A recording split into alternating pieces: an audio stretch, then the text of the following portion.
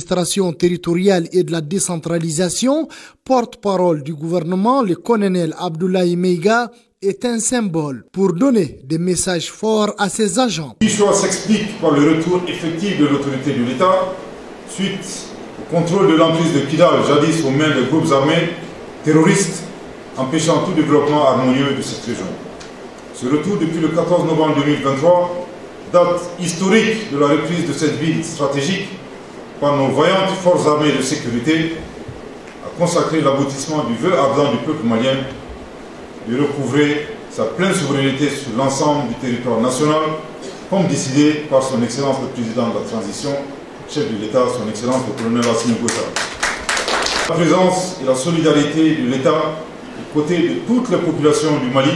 et spécifiquement celle de la région du Kidal, éprouvée par la crise. La population de la 8e région n'a pas manqué de magnifier cette visite à travers un accueil chaleureux du monument de l'indépendance au boulevard du rond-point du gouvernorat. C'est la salle de conférence du gouvernorat qui a servi de cadre pour le lancement des activités de la mise en œuvre de la deuxième phase du programme spécial d'aide aux associations et fondations PESAF, qui vise à améliorer et à renforcer les systèmes de gouvernance, des actions d'appui institutionnel et de soutien matériel ou financier aux organisations concernées. Aujourd'hui, je me réjouis du choix porté sur 4 organisations de Kidal. Ainsi, ces organisations bénéficiaires œuvreront surtout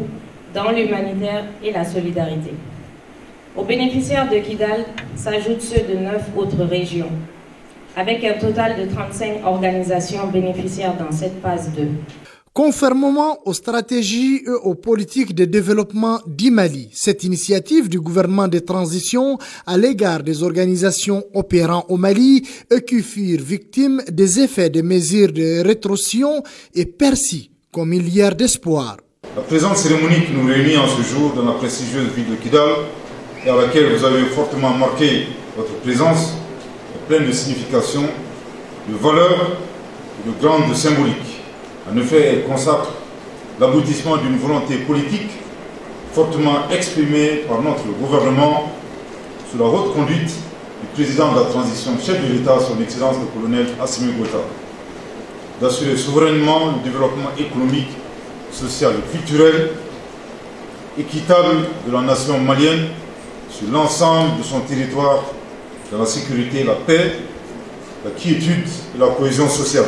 Force vive de Kidal, satisfaite du rôle que ces structures jouent dans plusieurs secteurs de développement national, régional et local, ont assisté à la signature de contrats par les associations, ONG et fondations bénéficiaires.